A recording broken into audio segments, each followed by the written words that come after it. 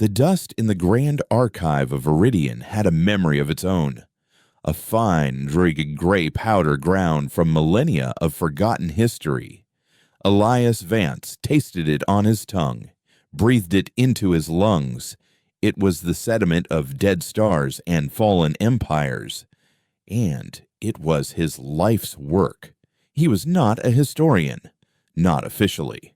The mandate, the vast, multi-species consortium that had absorbed humanity after its final, self-immolating war, had no use for historians.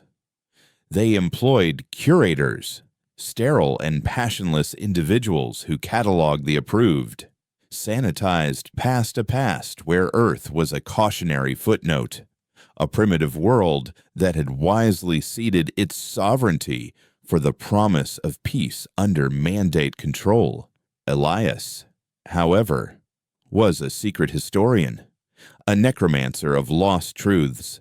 For 15 years, he had worked in the deepest, most neglected sectors of the archive on this forgotten fringe colony, a world of perpetual twilight under a bruised purple sky. Here, among corrupted data cores and crumbling memory crystals from long-dead human outposts, he hunted for the ghost of Earth. He wasn't searching for glory or rebellion, but for a simple, defiant truth that humanity had been more than the failed, violent species the mandate's text described. He sought the poets, the scientists, the artists, the proof that they had once built things for reasons other than war. It was in the digital silence of a deep storage server, salvaged from a pre-mandate colony ship called the Stargazer, that he found the anomaly. It wasn't a record or a file, but a flicker in the void.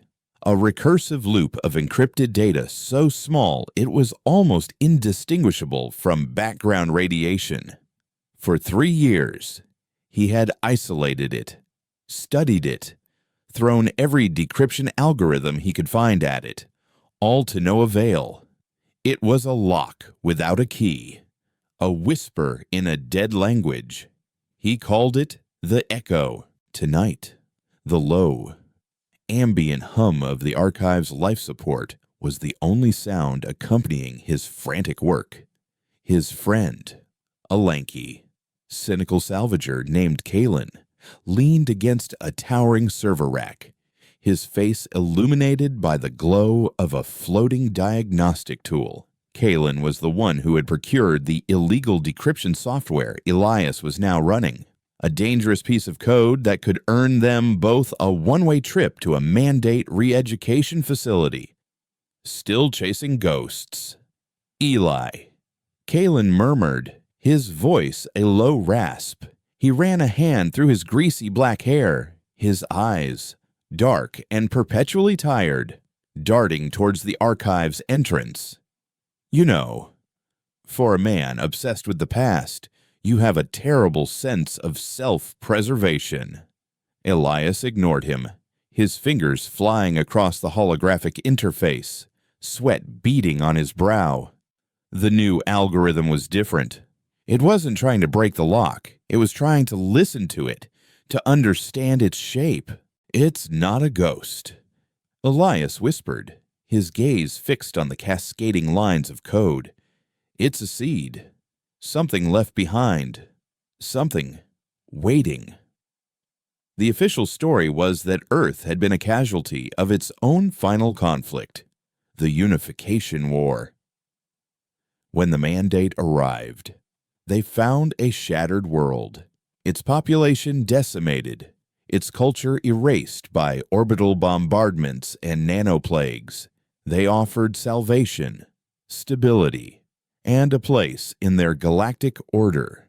Humanity, broken and desperate, had accepted. But Elias had found discrepancies, fragments of logs from before the mandate's benevolent intervention that spoke of something else, not a last, desperate weapon, but a final, desperate hope.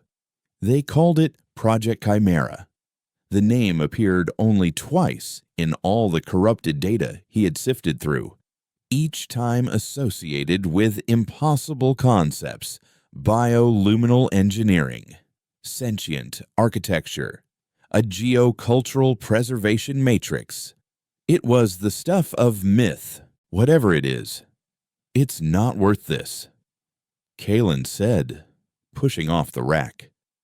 The local proctor, Xylar, has been sniffing around the archives for a week.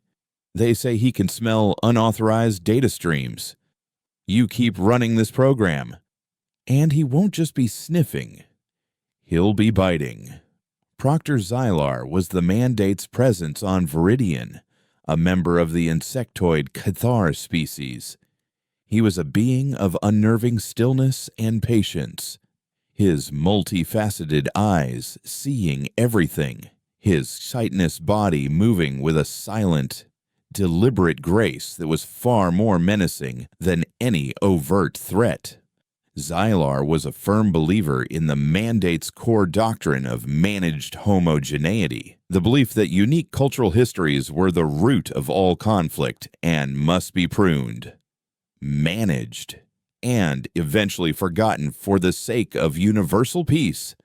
To him, a man like Elias was not a rebel, but a contagion, a carrier of the very historical disease the Mandate had worked for centuries to eradicate. Elias felt a sudden, sharp pain behind his eyes, a dizzying wave of vertigo that made the symbols on the screen swim. He gripped the edge of the console, his knuckles white. The algorithm had stopped trying to break the code. It was interfacing with it, and in doing so, it felt like it was interfacing with him. "It's doing something," he gasped. On the screen, the recursive loop of the echo finally broke. The code didn't decrypt into text or images. Instead, it unfolded, blossoming into a complex, multi-layered star chart, a route mapped through a treacherous and unstable nebula known as the Serpent's Veil, a region of space even Mandate patrols avoided. At the very heart of the nebula, a single point of light pulsed with a gentle, steady rhythm, like a heartbeat. But it was the data string that appeared below the map that made Elias's own heart stop. It wasn't a password or a command. It was a genetic sequence. His genetic sequence. Kalen stared at the screen, his usual cynicism evaporating into sheer disbelief. "Eli, what the hell is that? That's your colonial identity marker, your DNA." Before Elias could answer, a new sensation flooded his senses. It was a feeling of profound, inexplicable connection, a resonance deep in his bones. It was a call, silent and yet deafening, a pull from that single point of light in the nebula.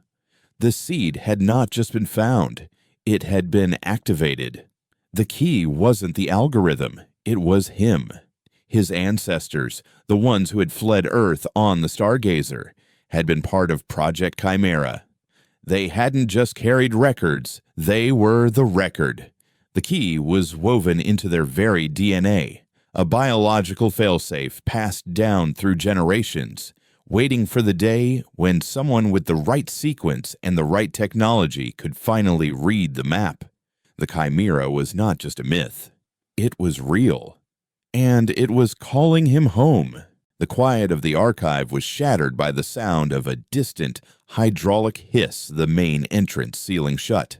Red security lights began to flash, casting long, dancing shadows across the rows of servers. "He knows." Kalen breathed, his face pale. "I told you, Xylar knows." An automated, dispassionate voice echoed through the vast chamber, speaking in the Mandate's perfectly modulated, universal tongue. "A historical contagion has been detected. All archival personnel remain at your stations. A curation team is en route to sanitize the affected area." Sanitize? Elias knew what that meant. It meant memory wipes.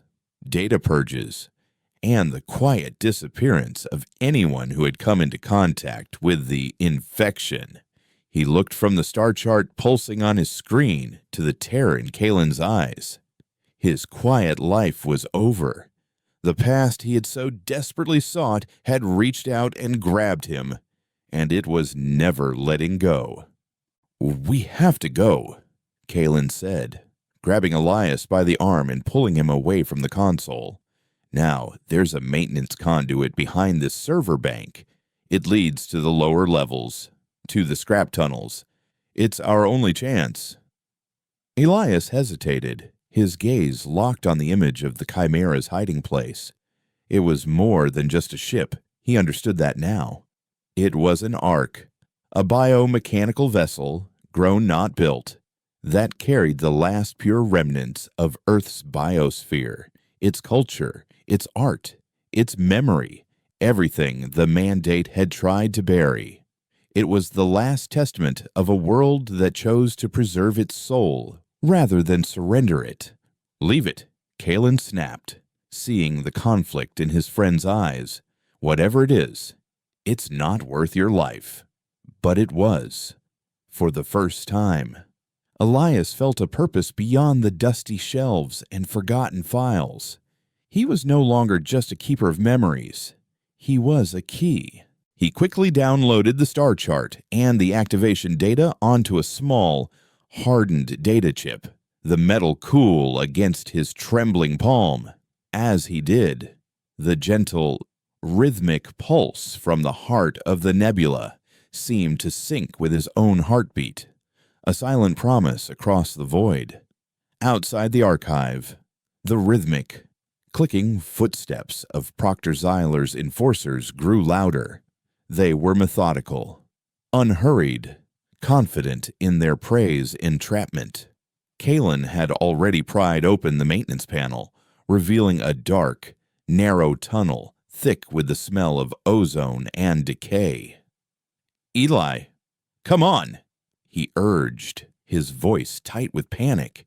Elias took one last look at the archive, his home, his sanctuary, now a tomb about to be cleansed. He had spent his life searching for a ghost, and in finding it, he had become one himself, a hunted man, carrying the last secret of a dead world. He slipped the data chip into his pocket and followed Kalen into the darkness, the silent call of the Chimera echoing in his blood, pulling him towards a future he could never have imagined, a future where the survival of a memory rested entirely on him. The hunt had begun.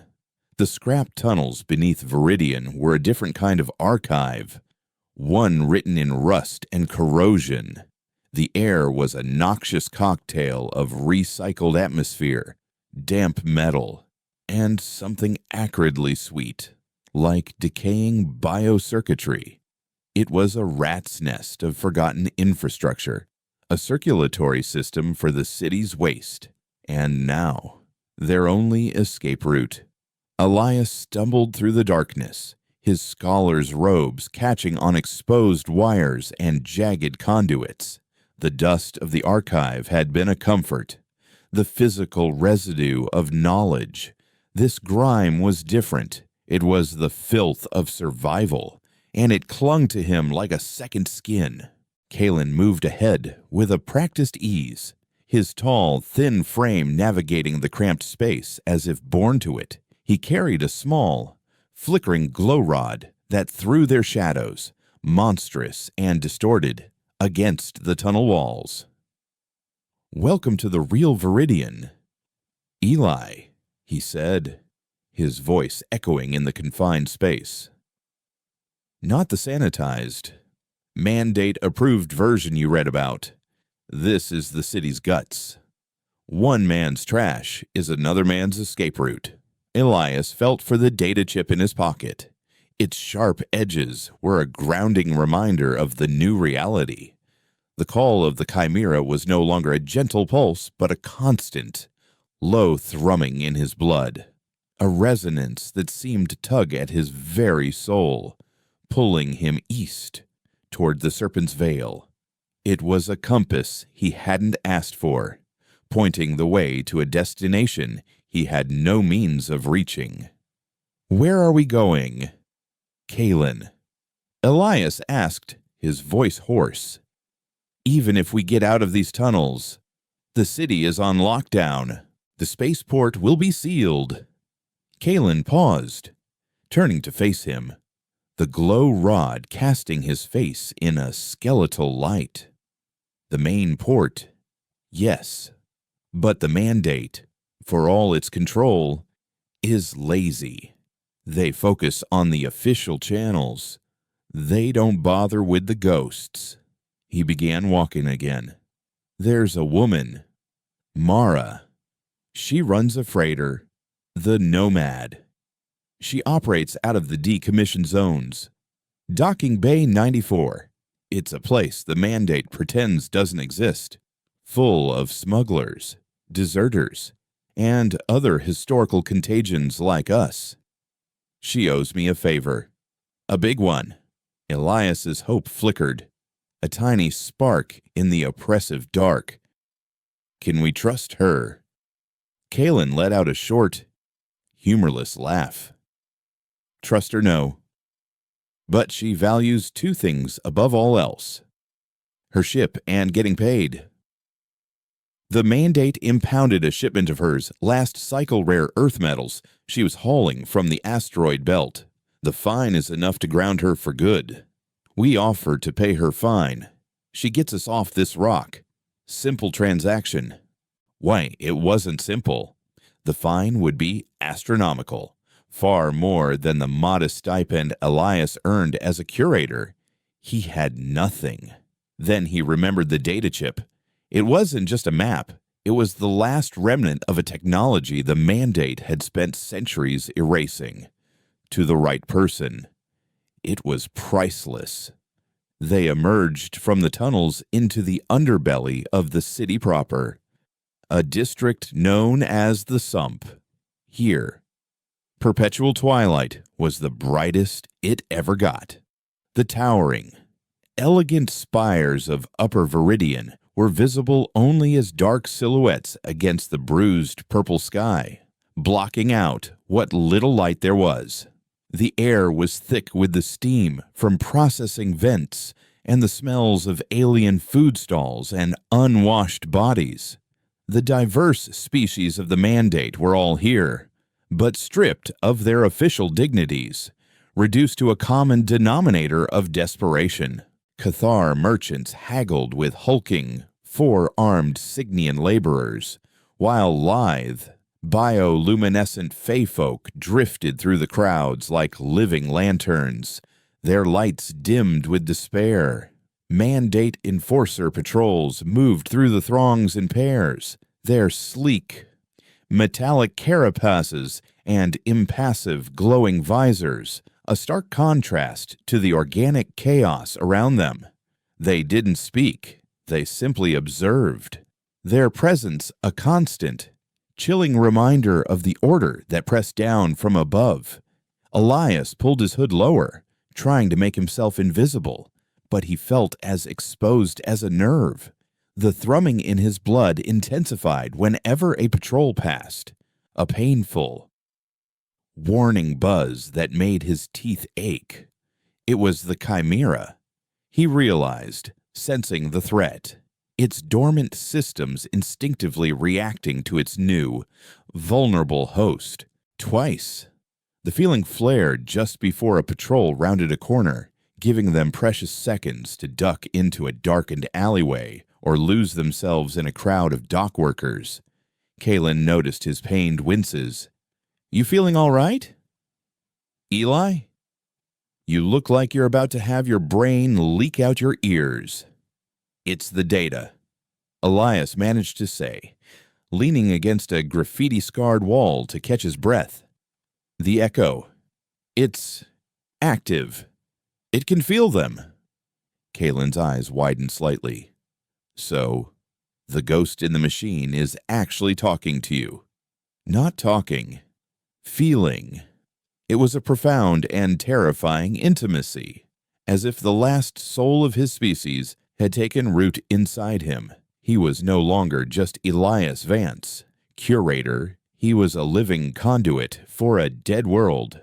Docking Bay 94 was less a functioning port and more a graveyard with delusions of grandeur. The skeletal remains of decommissioned freighters and forgotten colony ships loomed like the corpses of beached leviathans.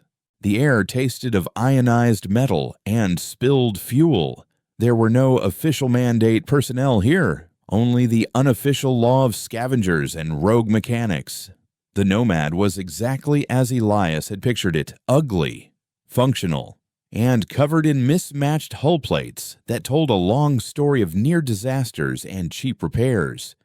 It was an old Terran model bulk hauler, a relic from a bygone era, much like the humans who still piloted them. Mara was waiting for them in the ship's cargo bay, a cavernous space that smelled of ozone and lubricant. She was a woman who looked like she'd been carved from the same asteroid fragments her ship probably hauled. Her graying hair was pulled back in a tight, practical knot, and her face was a roadmap of wrinkles and old scars. A plasma burn ran down her left arm, the skin puckered and discolored.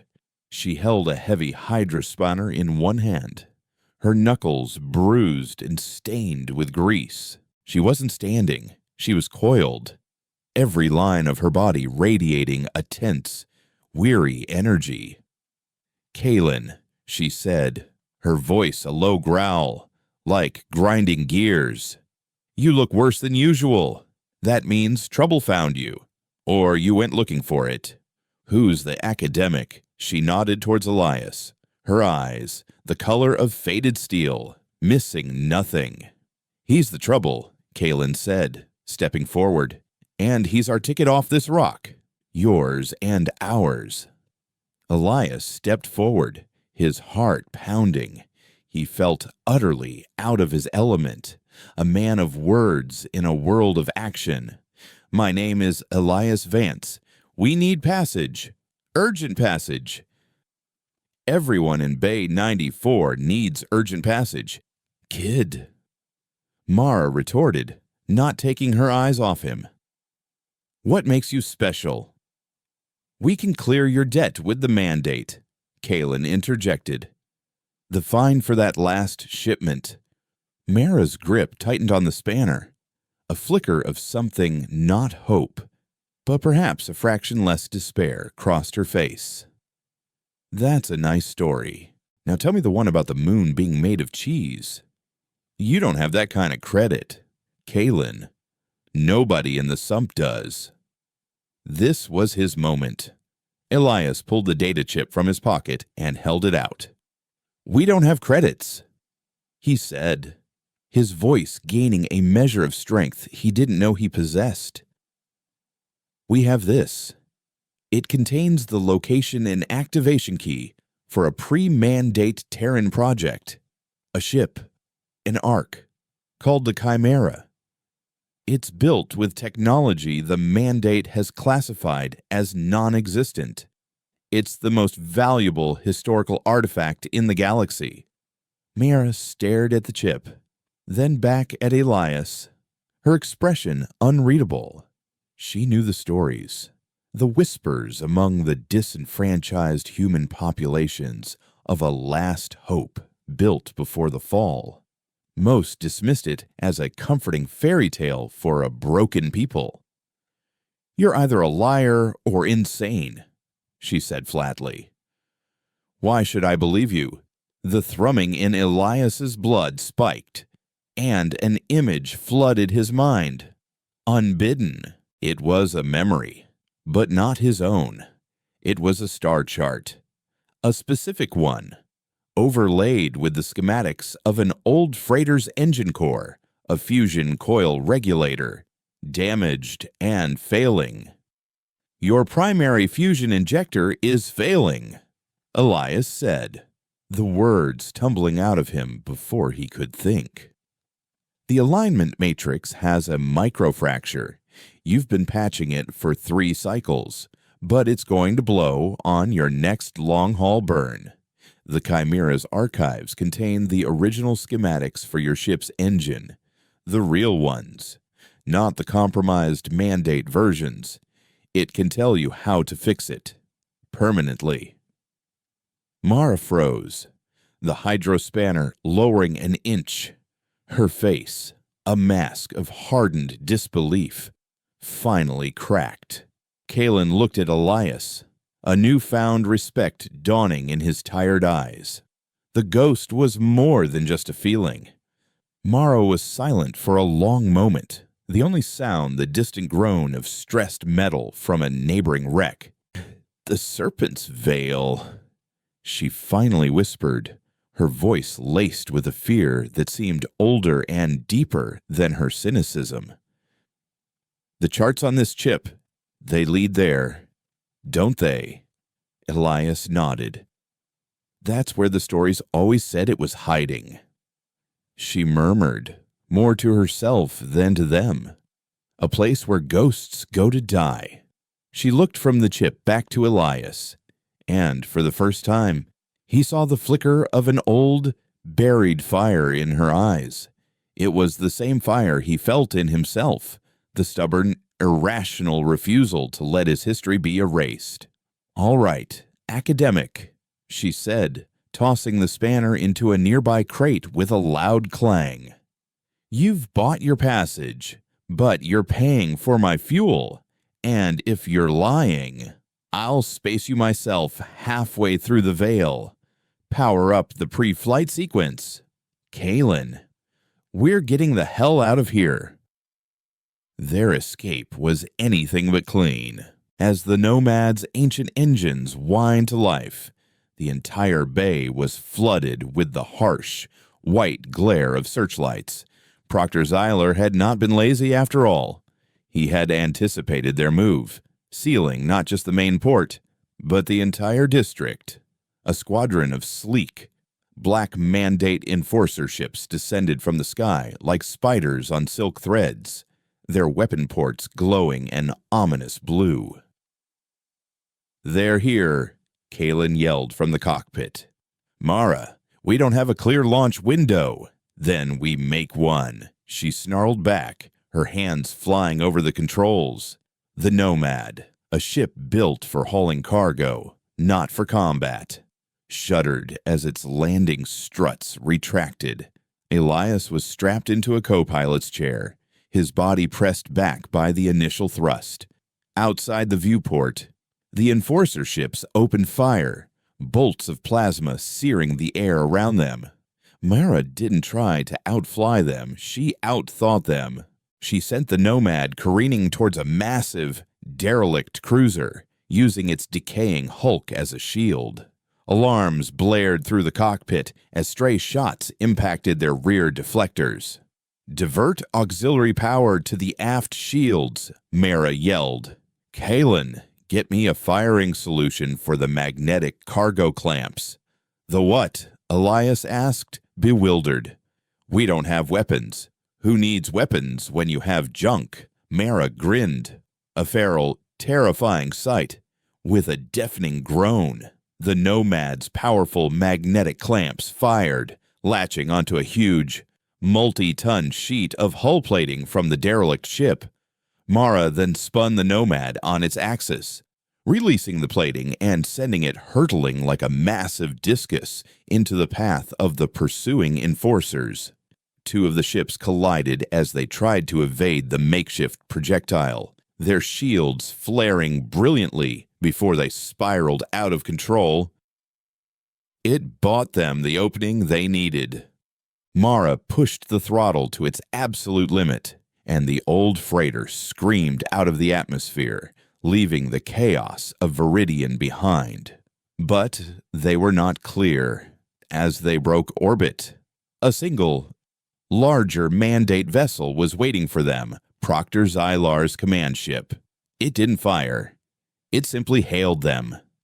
Zylar's image appeared on their main screen, his insectoid features calm and unreadable. His voice, synthesized and cold, filled the cockpit. "Elias Vance." You carry a memory that has been deemed hazardous to the stability of the mandate. That memory will be curated. Surrender the artifact, and you will be granted a peaceful reintegration. Elias looked at the calm, alien face of the being who wanted to extinguish his entire history, and he felt not fear, but a cold, burning rage. The call of the chimera inside him pulsed, not with a warning, but with defiance. "Some things," Elias said, his voice ringing with a conviction that surprised even himself, "should not be managed." He cut the transmission. Mara didn't need any further instruction. She angled the ship towards the shimmering, chaotic expanse of the Serpent's Veil and engaged the jump drive. The stars outside the viewport stretched and warped into streaks of brilliant light, and with a bone-jarring lurch, the Nomad leaped into the unknown. They were free from Viridian, but they were now fugitives in an unforgiving galaxy, heading for a ghost in a graveyard of stars, with the full, patient wrath of the mandate hot on their trail. The journey to reclaim the past had just begun. The Serpent's Veil was not a place of silent, serene beauty. It was a wound in the fabric of space, a violent, chaotic nebula where newborn stars screamed into existence and ancient suns died in sputtering, gravitational death throes. The Nomad shuddered as it plunged into the chaos, its hull groaning in protest against the constant bombardment of charged particles and micrometeoroids. Outside the cockpit's viewport, reality was a maelstrom of color, vast, swirling clouds of incandescent gas in shades of venomous green and bruised violet, ripped apart by the brilliant, searing light of infant blue giants. It was like flying through the heart of a perpetual cosmic storm, and Elias felt a terrifying, primal awe. This was a place where maps were suggestions and physics was a set of loosely enforced guidelines. Mara was in her element, her face a mask of intense concentration, her hands moving across the controls with an instinctual grace. She wasn't just piloting the ship, she was wrestling with it, forcing the old freighter through gravitational eddies and radiation hotspots that would have torn a lesser vessel or a lesser pilot to shreds. Kalen, his face bathed in the green light of a diagnostic screen, was fighting a losing battle to keep their systems from frying. Shields are fluctuating at 40%.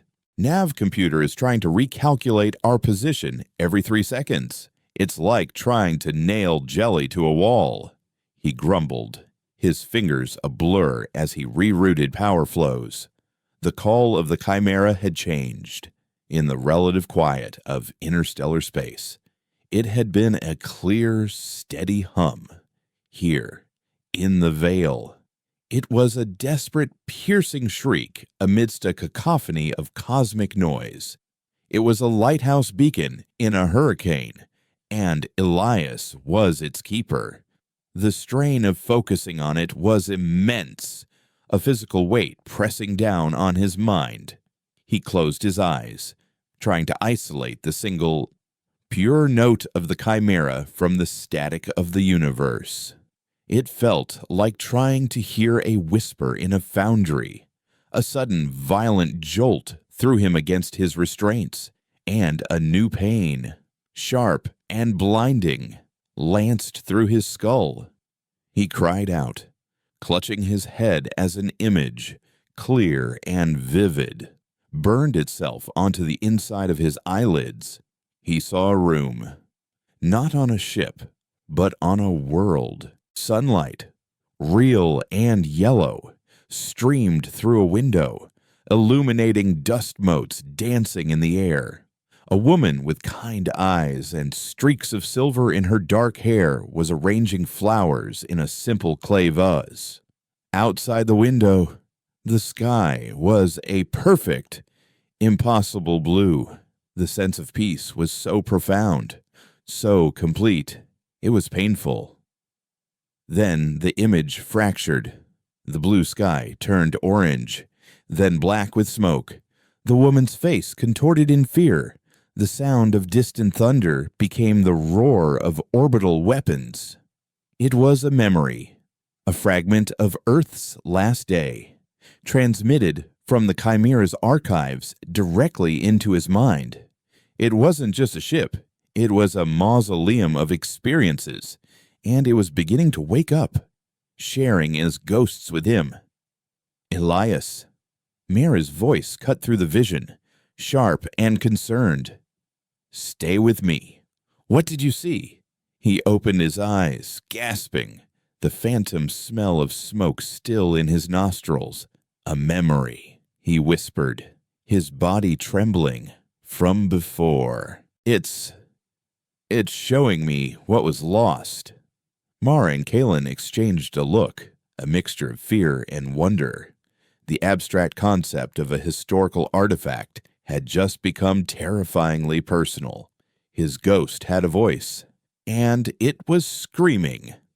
They pressed on for 2 more cycles, the journey taking a brutal toll on both the ship and its crew.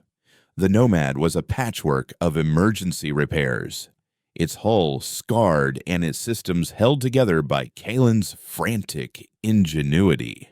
Sleep was a luxury, snatched in brief, fitful bursts between navigating asteroid fields and rerouting power from non-essential systems like the nutrient paste dispenser. They survived on stale ration bars and recycled water that tasted of ozone. It was in the ship's small, cramped galley, during a rare moment of relative calm in a pocket of stable space, that the fragile alliance of convenience began to forge into something stronger. Elias was tracing the star chart on a datapad, his head still throbbing from the aftershocks of the vision. Mara was cleaning her sidearm, a battered but well-maintained plasma pistol, with methodical precision. My family were terraformers, she said suddenly, her voice quiet, breaking the silence. Generations of them. They worked on New Canaan, turning a rock into a paradise. They built rivers, planted forests. They made life where there was none. When the Mandate absorbed the colony, they called it rezoning. They repurposed the atmospheric processors for industrial use, turned the forests into factory farms, said it was more efficient. She clicked the pistol back together, the sound sharp and final. My parents protested.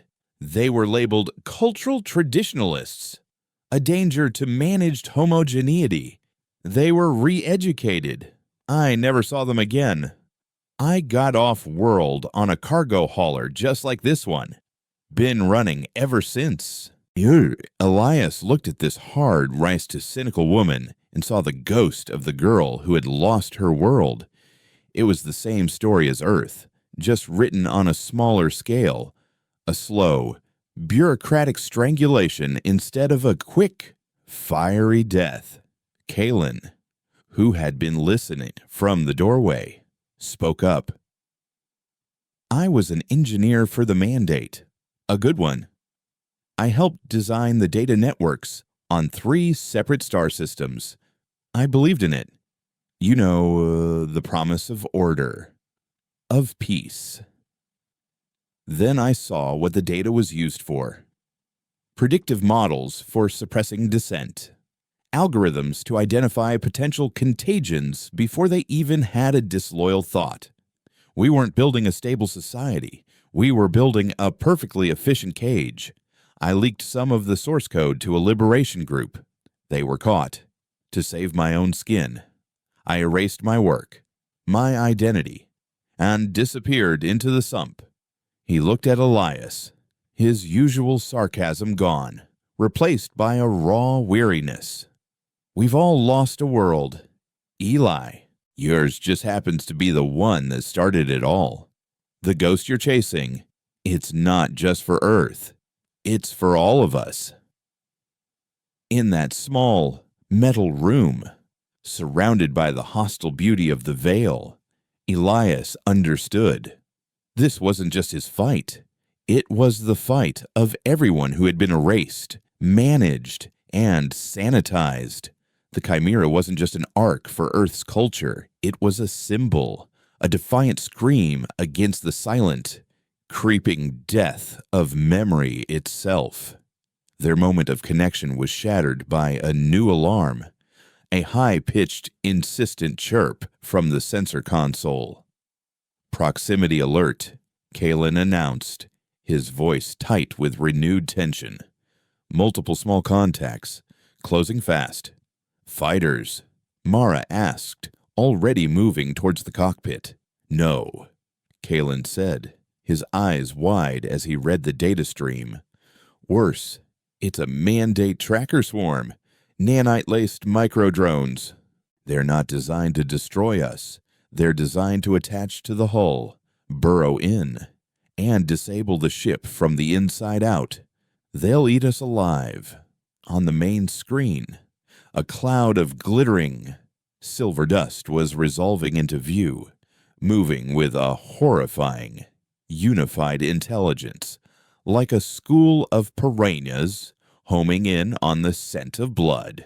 Proctor Xylar hadn't followed them into the veil. He had sent his hounds. They couldn't outrun it, and they couldn't shoot it. The swarm was too small, too numerous. Deflector shields won't stop them, Mara said, her voice grim. They're too small. They'll pass right through. Panic began to coil in Elias's stomach, cold and sharp. They had come so far only to be devoured by intelligent dust. Then, the Chimera's call shifted again. The shriek of desperation was replaced by a flood of pure, cold data. Schematics, trajectory calculations, astronomical charts of the surrounding space. It wasn't screaming in fear, it was showing him a weapon. There, Elias said, pointing a trembling finger at a section of the nebula that glowed with an intense, furious blue. What is that? It's a stellar nursery, Mara said, glancing at the charts. A protostar cluster. The radiation levels in there are off the charts. We fly in there, and our systems will be fried in minutes. The swarm is networked, Elias said, the information flowing from the Chimera through him. It operates on a tight band frequency. High-energy radiation, like that from a protostar, will disrupt the network, sever their connection to each other. They'll be blind, disoriented. Kalen looked at him. And so will we. Our nav computer will be useless. We won't need it, Elias replied, a wild, desperate hope surging through him. He closed his eyes, focusing on the Chimera's signal. It will guide us. It knows the way through. Mara stared at him for a long second, her face a mixture of disbelief and desperation. It was insane. It was suicide. It was also their only chance. Strap in, she growled, her hands gripping the controls. It's about to get bright. She angled the Nomad directly into the heart of the stellar nursery. The ship screamed as it hit the wall of radiation. The lights in the cockpit flickered and died, plunging them into darkness, save for the terrifying, brilliant blue light of the protostars that filled the viewport. Every alarm on the ship blared at once, a discordant symphony of imminent failure. I've lost all sensors, Kalen yelled over the din. We're flying completely blind. No, we're not, Elias said, his voice strained. The pain in his head was excruciating, a supernova of agony, but the Chimera's guidance was a perfect, unwavering thread of light in his mind's eye. Bank 30 degrees port. Mara. Now there's a gravitational shear ahead. Mara, flying on pure faith, followed his instructions. The ship groaned, but held. For several terrifying minutes, Elias became the ship's eyes, its navigator, calling out course corrections based on the pure data stream flooding his consciousness. He guided them through a treacherous dance of cosmic fire. The tracker swarm following them into the furnace. He could feel the swarm's network begin to fray, its collective intelligence fracturing into a million confused, isolated units. They saw it on the viewport as they emerged from the other side of the nursery. The glittering cloud, once a unified predator, was now scattering in disarray, its individual drones tumbling aimlessly into the radiation field, lost and blind. They had done it, but the cost was high. The Nomad was a wreck, its engine sputtering, its systems critically damaged, and Elias collapsed in his chair, unconscious, a trickle of blood running from his nose. The strain had been too much. He woke hours later in the medbay. The low hum of the ship's emergency life supported the only sound. Kalen was sitting by his side. "Welcome back," the salvager said, a rare, genuine smile touching his lips. "You know, for an academic, you've got a flair for the dramatic." Mara's voice came over the intercom, weary but steady. "You might want to see this. Both of you. Get to the cockpit." When they arrived, Mara was standing before the main viewport, her arms crossed. The violent chaos of the Serpent's Veil had finally given way to a pocket of impossible, breathtaking calm. And there, floating in the center of it, was their destination. It was not a ship of metal and circuits. It was a living thing, a colossal, biomechanical creature that defied all known principles of engineering. Its hull was a lattice of crystalline structures and dark, organic matter that seemed to drink the light of the distant stars, interwoven with veins of soft, pulsating blue light. It was shaped like a spindle, miles long, and it moved with a slow, graceful rotation, like a creature asleep in the deep. It was beautiful, alien, and more ancient than anything Elias could have imagined. The call in his blood, which had been a scream and then a data stream, now settled into a soft, welcoming hum, a feeling of coming home. They had found it. They had found the Chimera. But as the Nomad drifted closer, a section of the living ship's hull dilated, opening like an immense, dark eye, revealing a docking bay within. The welcome was silent, profound, and utterly terrifying. They had survived the journey. But Elias had a chilling premonition that the greatest danger was not behind them, but waiting for them right inside the silent, sleeping ghost. The interior of the Chimera was like the inside of a living cathedral. As the battered Nomad settled into the docking bay, the great iris sealed shut behind them, plunging them into a soft, internal twilight illuminated by the same blue, bioluminescent light that pulsed through the ship's veins. The air that filtered into the freighter was cool and clean, with the faint, earthy scent of damp soil and blooming flowers, a fragrance Elias hadn't smelled in his entire life. It was the smell of a world he had only ever read about. The silence was absolute, a profound, resonant quiet that seemed to absorb sound. There was no hum of engines, no hiss of life support, only the impossibly slow, deep thrum of the ship itself. A feeling more than a sound, like the resting heartbeat of a god. Kalen ran a diagnostic, his face a mask of disbelief. The atmosphere is a perfect Terran normal mix. Oxygen, nitrogen. I'm even picking up complex pollen particulates. This place, it's a self-contained ecosystem. Elias felt the thrumming in his blood soften into a gentle, steady rhythm in perfect sync with the ship. The pain in his head was gone, replaced by a sense of clarity and purpose that was both exhilarating and deeply unnerving. He was no longer just a key. He was home, and the house recognized him. What now? Mara's voice was a low whisper, her usual gruffness tempered by a palpable sense of awe. She held her plasma pistol, but it looked like a child's toy in the face of this incomprehensible scale. "It seems to be waiting for us," Elias said, his gaze drawn to a single, softly glowing pathway that materialized on the docking bay floor, a river of light leading from the Nomad's ramp deep into the heart of the vessel. "It's guiding us." Leaving the familiar, grimy confines of their ship felt like stepping from one reality into another.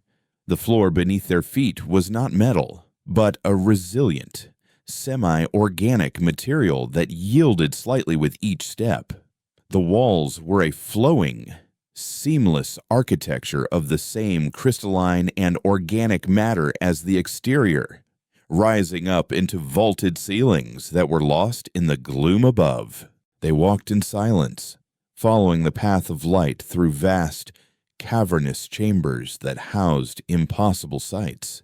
In one, a forest of bioluminescent trees towered over a grassy meadow, their leaves shedding a soft, silver light. In another, a great silent ocean churned under an unseen gravity, its surface glittering with phosphorescent algae. They saw creatures that existed only in the corrupted data files of Earth's archives, graceful. Six-legged beasts drinking from a glowing stream. Flocks of iridescent birds soaring through the high, dark canopies. It was Earth, not as it had been, but as it had been dreamed. A curated, perfected memory of a world, preserved in a living bottle. "This is more than an ark," Kalen breathed, his cynical shell completely shattered. "It's a world ship, a pocket dimension. The energy readings are impossible.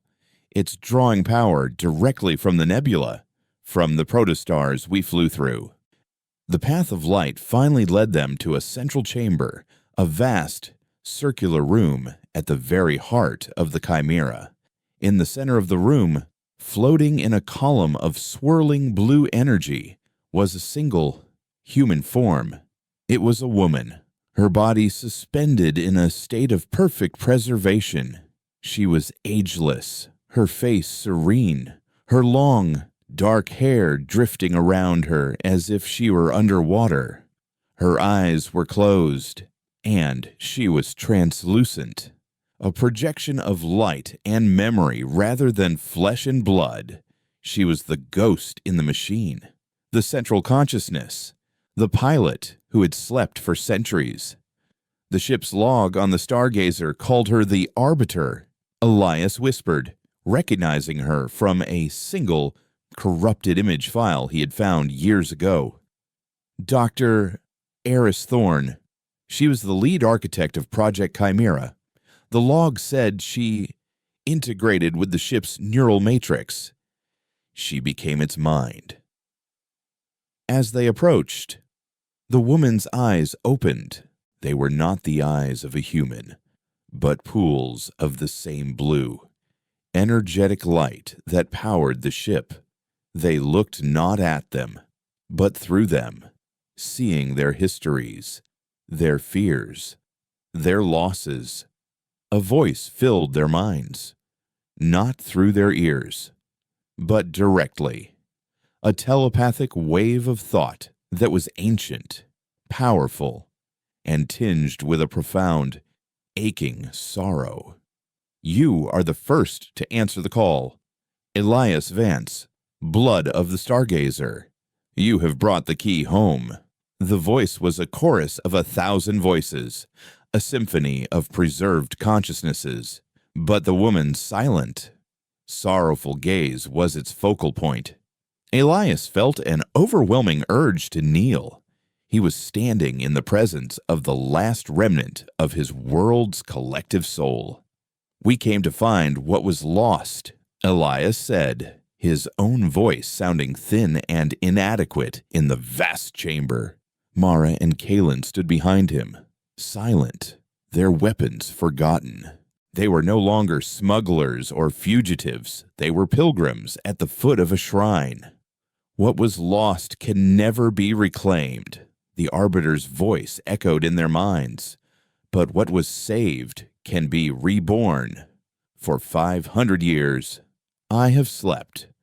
I have dreamed of a world that chose art over war, creation over destruction. I have kept the memory pure, waiting for a descendant of the first travelers to awaken me." The swirling energy around the Arbiter intensified, and holographic images flickered into existence around them. They saw cities of breathtaking beauty, where architecture and nature were one. They saw humans creating music that could shape matter, art that could heal, science that treated the universe not as a resource to be conquered, but as a partner in a cosmic dance. It was Earth's potential, its unrealized dream. This was our purpose. The Arbiter continued, not to build a weapon, but to create a new beginning, a seed of a better humanity, to be planted when the galaxy was ready. "The galaxy isn't ready," Mara said, her voice rough with emotion. "It's ruled by the Mandate. They erase memory. They crush dissent. They would see this place as the ultimate contagion and sterilize it without a second thought. The Mandate is a symptom, not the disease," the Arbiter replied, her gaze turning to Mara. "They are the consequence of a galaxy that has forgotten its own history. They offer the peace of the tomb because they fear the chaos of life. We are not a weapon to be used against them." Elias felt a growing sense of unease. He had come here seeking a tool, a truth he could wield against his oppressors. But the Chimera was not a tool. It was a philosophy, a dream, and its guardian seemed to have no intention of waking up to the grim reality of the galaxy outside. "Then what is the plan?" Elias asked. "You called me here," I answered. "I brought the key. Now what we hide here forever, while the Mandate continues to erase every culture it touches." The Arbiter's calm expression faltered for the first time, a flicker of something ancient and terrible passing through her luminous eyes. "The plan was to wait, to outlast the age of iron and anger. But your arrival has changed the calculus. The Mandate followed you. They know of my existence, even if they do not know my location. They will not stop hunting you. And in hunting you, they will eventually find me." The floor beneath them began to vibrate, the deep, slow heartbeat of the ship quickening. The beautiful, serene landscapes they had passed through began to flicker, the illusion wavering. "You have brought the war to my door." Elias Vance.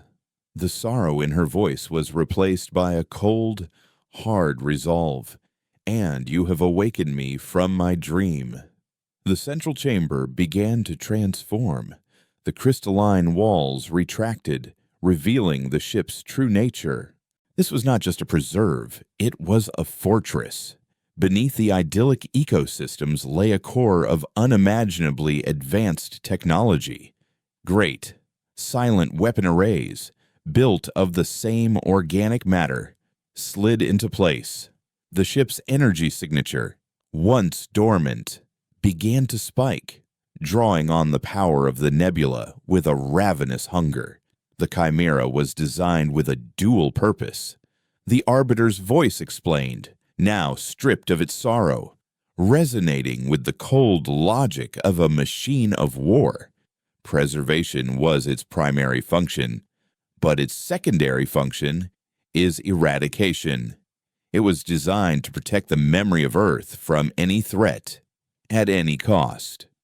Elias stared in horror as the ship around him turned from an ark of peace into an engine of destruction. This was the impossible technology he had read about, not just sentient architecture, but a vessel that could reshape itself, a ship that could be both a garden and a sword.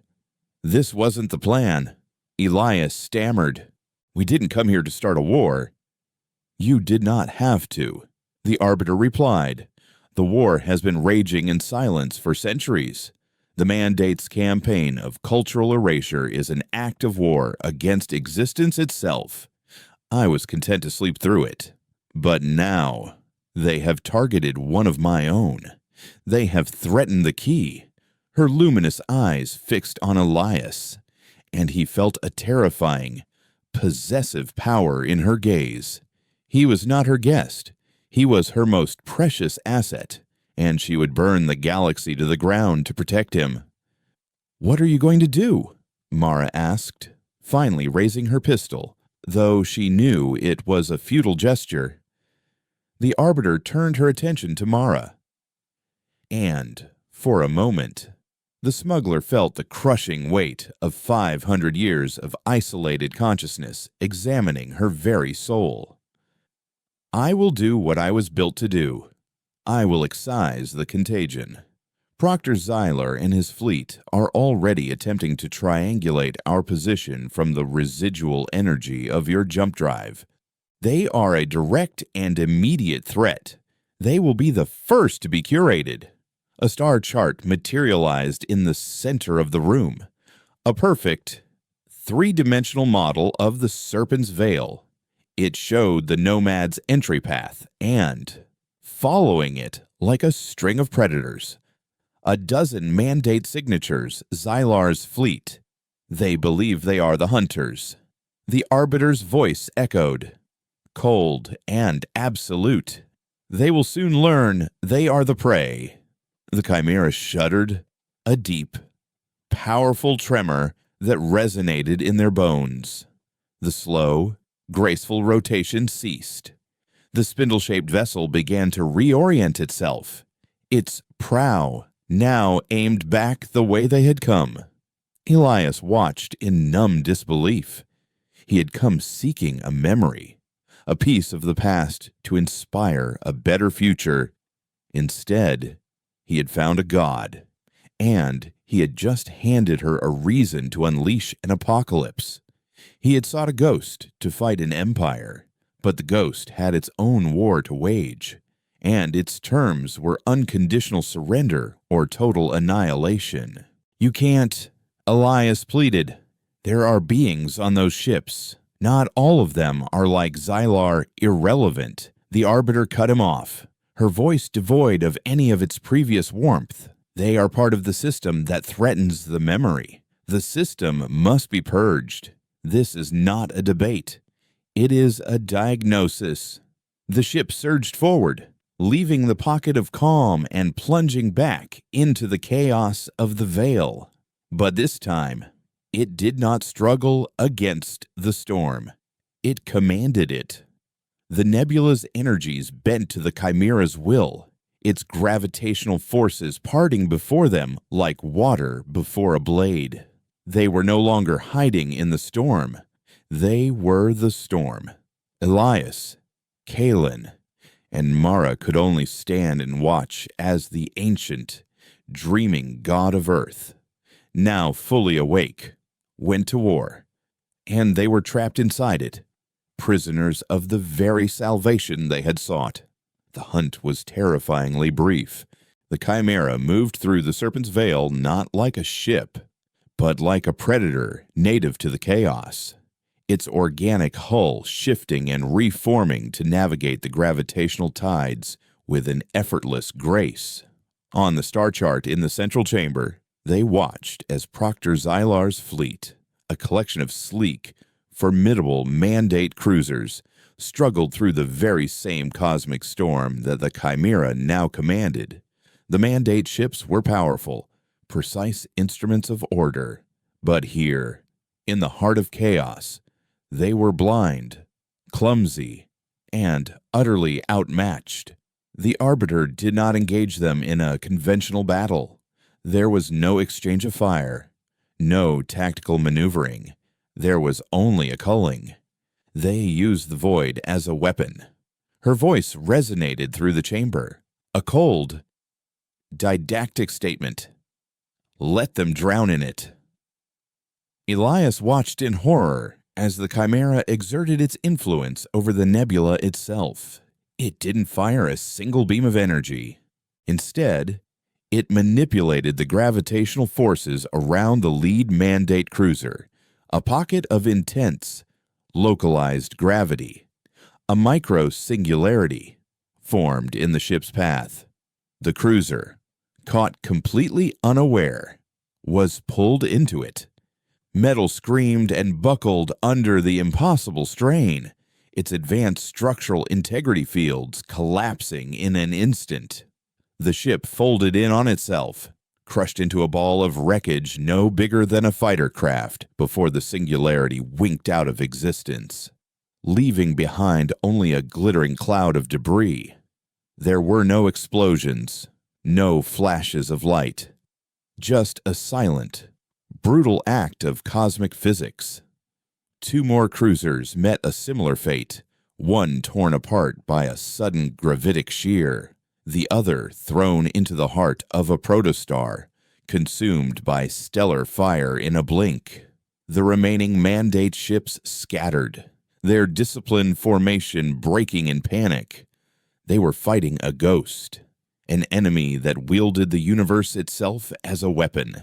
"This isn't a battle," Kalen whispered, his face ashen. "It's an execution." Proctor Zyler, however, was not a coward. His command ship, the Vigilance, held its ground. An image of the Cathar Proctor, stark and unyielding, appeared on a holographic display. He was transmitting on all frequencies, a desperate, defiant broadcast. "Unidentified vessel, you have committed an unprovoked act of aggression against the Mandate. Cease your hostilities immediately. Your methods are illogical. Your violence, a chaotic deviation. This is the antithesis of order." The Arbiter's response was not a voice, but an image projected back at the Vigilance, the memory she had shown Elias, of the beautiful blue sky over Earth turning to fire and smoke. It was followed by images of a dozen other worlds, including Mara's new Canaan, their vibrant cultures replaced by the sterile, gray efficiency of Mandate factories and re-education centers. "Your order is a tomb." The Arbiter's voice finally came, layered with the sorrow and rage of every culture the Mandate had erased. "You call my methods chaotic. I call them a correction." The space around the Vigilance began to warp, but before the Chimera could deliver the final blow, Mara stepped forward, her plasma pistol raised, its targeting laser a single, steady red dot on the translucent form of the Arbiter. "Enough!" Mara growled, her voice shaking but resolute. "You've made your point. They're beaten. They're running. Let them go." The Arbiter's luminous eyes turned to her, and the pressure in the room became immense, a physical weight of contempt and annoyance. "You would defend the architects of your own world's destruction. Your loyalty is misplaced." "This isn't loyalty," Mara shot back. "It's a refusal to become what I hate. You want to protect a memory of a peaceful world by committing mass murder. You're no better than they are. You're just the other side of the same damn coin." Elias, seeing Mara's desperate, suicidal act of defiance, found his own voice. "She's right." he said, stepping to Mara's side. The purpose of Project Chimera was to preserve a better way, not to prove we could be bigger monsters. If you do this, if you wipe them out, the memory you've guarded for all these centuries becomes a lie. Earth becomes just another failed species that chose destruction. For a long, tense moment, the Arbiter was silent. The gravitational forces around Xylar's ship held steady, a breath away from crushing it. The ancient, grieving mind of Aris Thorn, buried under layers of cold, logical machine consciousness, seemed to be considering their words. "Your emotional reasoning is flawed," she finally stated. "It is a vulnerability." "Maybe it is," Elias said softly. "But it's our vulnerability. It's what makes us human. Without it, the art, the music, the memories you've saved, they're just data. They mean nothing."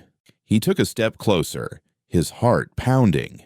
"You've been alone for 500 years, dreaming of a dead world, but we're alive. We are the legacy of that world, not just the memory. Let us write the next chapter." The pressure in the room slowly receded. The star chart showed the gravitational distortion around the Vigilance dissipating. Proctor Xylar's ship, battered but intact, did not hesitate. It turned and fled, disappearing into the chaos of the Veil with the last of its shattered fleet. The Chimera was alone once more, floating in the quiet heart of the storm. The vast weapon arrays retracted, and the ship's interior softened, the hard edges of the fortress melting back into the serene, cathedral-like architecture of the Ark.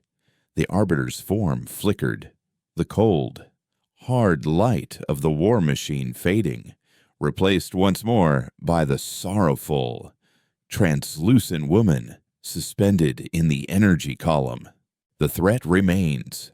Her voice echoed, quieter now, laced with uncertainty for the first time. "The mandate will return. They will not forget this." "Let them come," Mara said, lowering her pistol.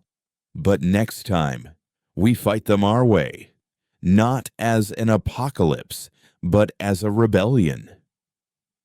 In the cycles that followed, a new, fragile symbiosis was formed. The Arbiter, influenced by the passionate, flawed reasoning of her new companions, began to change. She did not relinquish control of the Chimera, but she began to listen, to learn. Elias, using the ship's vast, uncorrupted archives, became a true historian, unearthing the complete, unbiased histories of dozens of species absorbed by the mandate. He found not just stories of oppression, but also tales of resilience, of cultures that had gone underground, preserving their traditions in secret. Much like he had done in his dusty archive on Viridian, Kalen, in a state of engineering ecstasy, worked with the Chimera's systems, learning to interface his own technology with the ship's biomechanical consciousness. He found a way to create a communication network, using the nebula itself as a transmitter, a system that was untraceable by the mandate. He began sending out feelers, encrypted messages of hope to the forgotten corners of the galaxy. Mara, the pragmatist, became their strategist. She used her knowledge of the galactic underworld to identify potential allies, to find safe havens, and to plan their first, tentative steps in a new kind of war, a war of information, not annihilation. They began by broadcasting the truth. Using their new network, they sent out the unfiltered images of the mandate's cultural purges, juxtaposed with the vibrant, living memories preserved within the Chimera. They sent it to the sump districts, to the decommissioned docking bays, to the disenfranchised colonies on the fringes, They didn't call for an uprising, they simply showed the galaxy what it had lost and what could be regained. The first responses were whispers, a rogue freighter captain sending a coded message of support, a colony of artisans on a forgotten moon reactivating their old traditions, a low-level mandate curator, much like Elias once was, who discreetly leaked a data core of incriminating evidence against his superiors. It wasn't an army. It was an awakening.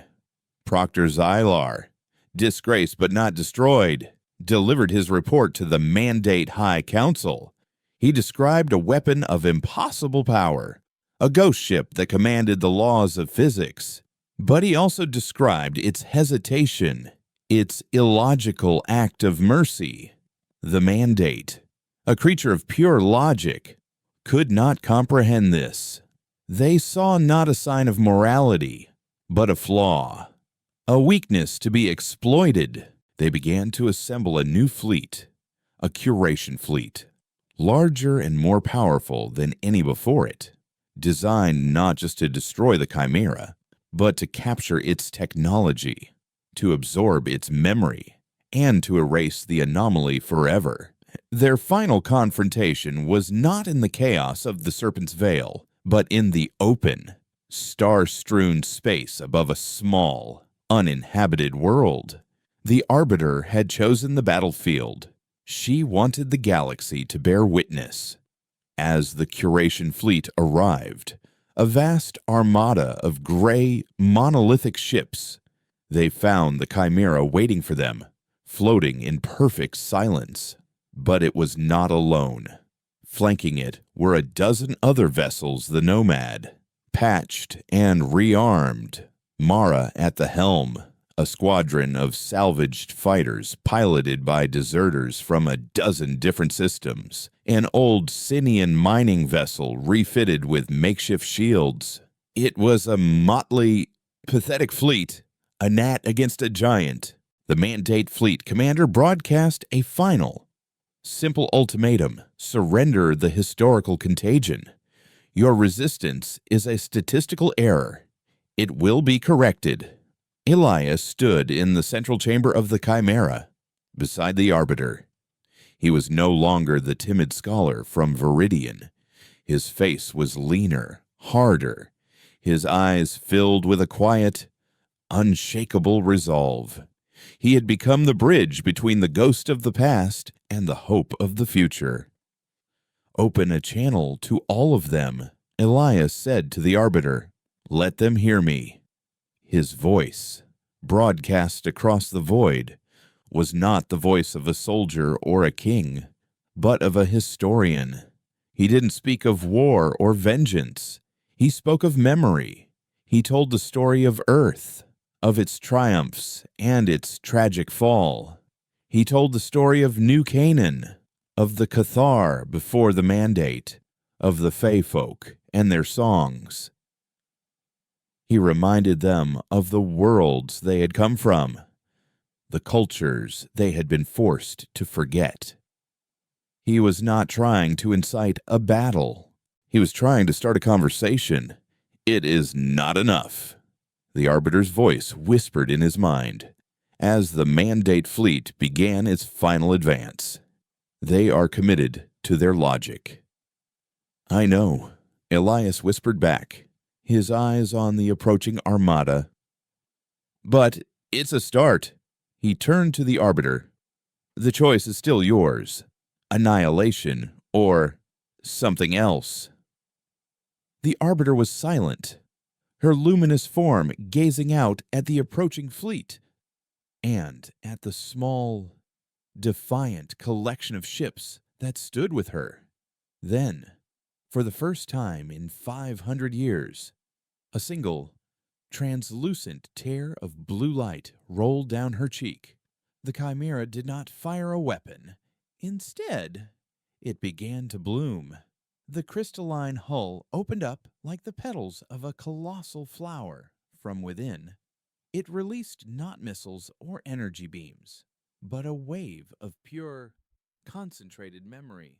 The images of Earth, of New Canaan, of 1,000 lost cultures were broadcast directly into the minds of every being in the Mandate fleet. They were inundated with art, with music, with poetry, with the laughter of children, with the sorrow of loss, with the fierce, chaotic, illogical beauty of life. The Curation fleet faltered, ships slowed, their attack formations wavering. On the bridges of those monolithic vessels, beings who had been taught their whole lives that history was a disease were suddenly confronted with its soul. The battle for the galaxy was not won with weapons, but with a story. It was not an end, but a beginning. The Mandate would not fall in a day, but its foundation of sterile logic had been cracked, and through that crack, the messy, beautiful, and unconquerable light of memory began to shine. The ghost of Earth, once a lonely whisper in a dusty archive, was finally learning to speak again, not with the voice of a single ship or a single man, but with the chorus of a galaxy beginning to remember who it was.